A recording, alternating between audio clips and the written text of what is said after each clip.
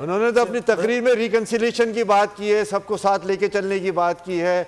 शहबाज शरीफ साहब से कहा है कि आप जरदारी साहब से भी बात करें, आप MKM से भी बात करें, आप दूसरे लोगों से भी बात करें। तो आप नहीं समझते कि ये नेशनल रिकन्सिलेशन की तरफ जा रहे हैं हम? अरे नेशनल रिकन्सिलिएशन की तरफ जाते तो दो बातें थी।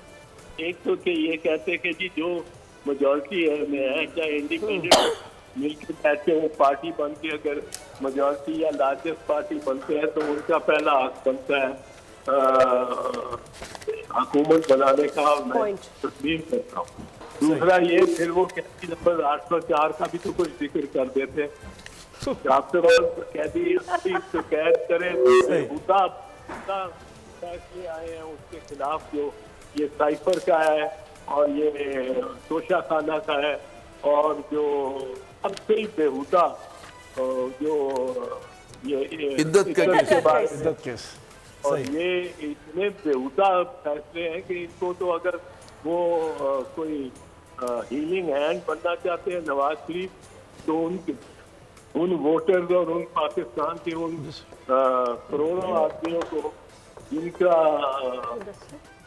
जिनकी वफादारी या जिनकी जज्बात कैदी नंबर 804 के साथ हैं वो बिल्कुल ये भी मामला जो है। बहुत शुक्रिया एतजाज हसन साहब, आप हमारे साथ मौजूद हैं।